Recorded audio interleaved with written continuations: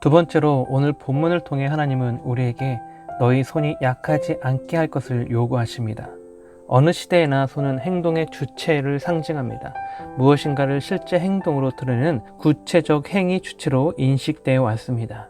그러기에 손을 약하게 하지 말라는 요구는 앞서 말씀하신 마음의 정한 바를 행함에 있어 망설이지 말 것에 대한 요구가 됩니다. 즉, 영적 갱신을 위한 종교 개혁을 시행하는 과정에서 주저하거나 머뭇거리는 등의 약한 모습을 보여서는 안 될 것임을 강조하신 것입니다. 한편 이러한 명령은 여호수아 1장 7절에서 가나안 땅 공격을 눈앞에 둔 여호수아에게도 하셨던 명령입니다. 이때까지 광야에서의 이스라엘은 하늘의 은혜만 바라보면 되었습니다.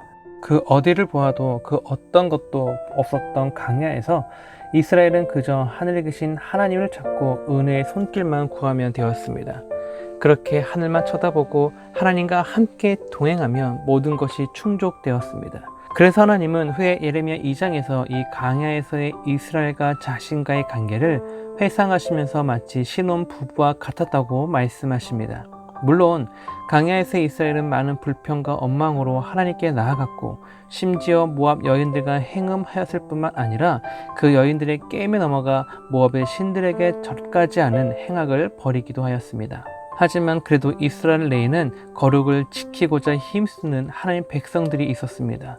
많은 제약을 저질렀지만 그래도 광야에서의 이스라엘 공동체에는 공동체를 기억할 수 있는, 공동체의 시선을 다시금 하나님께로 향하게 할 수 있는 하나님의 사람들이 있었습니다. 그리고 그 사람들을 통해 하나님은 이스라엘로 하여금 자신을 찾게 하셨고 자신을 찾는 그들을 만나주시고 다시금 안아주셨습니다.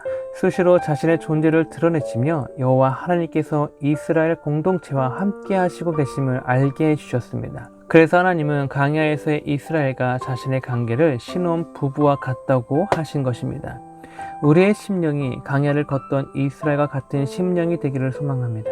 비록 이스라엘 공동체처럼 우리 삶 역시 적지 않은 부분들이 이 세상에 물들어 있을지라도 세상의 유혹과 즐거움에 쉽사리 무너지는 우리의 모습들이 더 많을지라도 그래도 여전히 하나님을 향해 일어나고자 하는 거룩함을 간직한 그런 심령이 되기를 소망합니다. 그래서 원합니다. 저와 여러분 안에 내주하고 계신 성령 하나님께서 저와 여러분의 심령을 붙드사 세상을 향한 우리 시선을 하늘을 향하게 하시기를 원합니다. 무엇보다 하나님을 찾아 헤매는 우리 삶에 친히 함께 하시며 이끌어 주시는 하나님의 흔적들을 보게 해주시기를 소망합니다. 다시 가나안 땅을 앞둔 여호수아와 이스라엘을 그려보기 원합니다. 여러분도 아시듯 가나안 땅은 광야는 완전히 다른 곳이었습니다. 그곳에는 하늘을 향한 이스라엘의 시선을 빼앗을 수많은 것들이 줄비해 있었습니다. 심지어 이때까지 잠겨두었던 욕망을 채워줄 많은 유흥거리들이 가나안을 지키는 신이란 이름으로 존재하고 있었습니다. 또한 많은 속삭임이 그들을 기다리고 있었습니다. 그중 대표적인 것이 여호와는 광야의 신이며 하늘의 신이란 속삭임입니다. 가나안의 신들은 풍요의 신들로 정착을 위해 반드시 섬겨야 하는 신들이란 속삭임입니다. 당시 신 중심의 세계관 속에서 이 속삭임은 이스라엘에게 치명적 유혹이 되었습니다. 실제로 가나안 땅에 정착한 이스라엘은 이 유혹과 속삭임들이 무너졌습니다. 그래서 하나님이 광야에서 모세를 통해 이스라엘에게 그토록 조심할 것을, 마음을 지킬 것을 말씀하셨던 것입니다. 그리고 여호수아 1장에서 하나님은 모세의 후계자로 여호수아를 지목하시면서 마음을 강하고 담대하여 하나님의 율법 그 가운데로 행할 것을 명하십니다. 그렇다면 여호수아에게 요구하셨던 그 첫 번째 행함은 무엇이었습니까? 그것은 가나안에 가득한 우상을 제하여 버리는 것이었습니다. 하나님을 광야의 신으로 치부한 채 이 땅의 풍요와 번영을 위한 신을 섬기며 그 신들이 채워주는 욕망을 즐기라는 그 가나안의 유혹들을, 그 우상들을 완전히 제하는 것이었습니다. 그 목적은 가나안 땅에 하나님의 나라를 세우는 것이었습니다. 그래서 출애굽기 19장에서 하나님은 400년 동안 노예였던 그들을 향해 너희는 노예가 아니라 거룩한 백성이요 왕같은 제사장들이라 칭하여 주신 것입니다.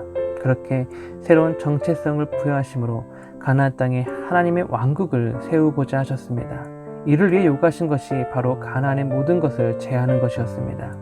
그래서 친히 여리고성을 완전히 무너뜨리셨습니다. 아이성 전투 후에는 가나안의 유혹에 넘어간 아간을 친히 벌하셨습니다. 이스라엘로 하여금 가나안의 풍요와 그들의 문화에 시선이 빼앗기는 것이 하나님 앞에서 얼마나 큰 범죄인지를 알게 하셨습니다. 그렇게 하나님은 이스라엘을 거룩한 백성으로 보존하시고자 하셨습니다. 이스라엘로 하여금 가나안의 모든 종교와 문화들이 하나님께 얼마나 큰 미움이며 가증한 것들인지를 알게 하셨습니다. 그래서 가나안을 앞두고 여호수아에게 강하고 담대할 것을 요구하신 것입니다. 그 행함에 있어 손을 약하게 하지 말 것을 요구하신 것입니다. 하나님을 대신해 이스라엘 백성들 하여금 스스로 거룩함을 추구하도록 가나안의 모든 가증스러운 것을 없애도록 이끌어야 할 지도자였기 때문입니다. 아사도 마찬가지였습니다. 아사도 여호수아처럼 다시금 이스라엘을 거룩함으로 이끌어야 할 지도자였습니다. 그러기에 하나님께서는 아사에게도 동일하게 마음을 강하게 할 것을 요구하신 것입니다. 그리고 이 요구는 여호수아와 아사가 살았던 가나안 땅보다 더 많은 유혹과 우상들이 즐비한 오늘을 살아가는 우리에게도 동일하게 적용됩니다. 더욱이 다양한 매스컴의 발달로 그 어느 때보다 세상의 문화들을 접하기 쉬운 이 시대입니다. 그래서 더욱 우리 손이 약해져서는 안 됩니다. 약해지면 빼앗깁니다. 무엇보다 다음 세대를 빼앗깁니다.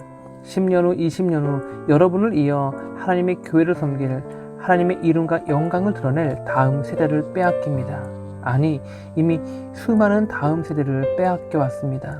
여러분, 여러분의 삶의 자리에 거룩함을 이루기 위한 손을 강하게 하시기 바랍니다. 하나님께서 주신 그 마음을 행하는 데 있어 주저하거나 머뭇거리는 자가 되지 않길 바랍니다. 하나님을 섬기는데 하나님을 기쁘시게 하는 데 있어 방해가 되는 것들을 제거하고 멀리 하셔야 합니다. 말씀을 마치고자 합니다. 여러분, 하나님께서 왜 이렇게 강하게 요구하시는 것입니까? 그 이유가 7절 하반부에 있습니다. 너희 행위에는 상급이 있음이라. 지금 하나님이 말씀하십니다. 우리가 하나님을 찾는 일을 굳게 행하고 나아가면 그에 따른 상급이 있다고 하십니다. 그 상급이 무엇인지를 말하고 계시진 않으시지만 성경은 하나님을 찾고 하나님의 이름과 그 거룩함을 위해 힘써 행하는 자들이 받을 복들에 대하여 크게 두 가지로 말합니다. 먼저는 이 땅에서 하나님의 살아계신 역사를 체험하며 하나님의 이름과 영광을 드러내는 자로 합당히 여김받는 복입니다. 두 번째는 이 땅에서부터 저 하늘에까지 이어지는 복으로 하나님을 아빠, 아버지라 부르는 하나님의 자녀로서 하늘의 기업을 상속받게 되는 복입니다. 그런데 이 복을 바울은 에베소서 1장 3절에서 예수 그리스도 안에서 받게 되는 하늘의 신령한 복이라 불렀습니다. 여러분, 예수 그리스도 안에서입니다. 예수 그리스도 안에서 예수 그리스도의 소유물이 된 자만이 받게 된다는 것입니다. 그래서 주의 성령께서 오셔서 가장 먼저 하시는 일이 저와 여러분을 주의 십자가 앞으로 이끌어 가시는 것입니다. 십자가 앞에서 발견되는 우리가 되기를 소망합니다. 그 보혈 안에서 그리스도의 소유물로 일어서게 되는 저와 여러분이 되기를 소망합니다. 우리를 골고다 그 언덕의 십자가로 그 아래로 이끄시며 거룩해 하시는 성령 하나님께서 저와 여러분의 마음을 강하게 하시고 우리의 손을 강하게 하사 이 세상에 알지 못하는 하늘의 상급을 누리며 살아가는 복된 인생이 되게 하여 주시기를 소망합니다.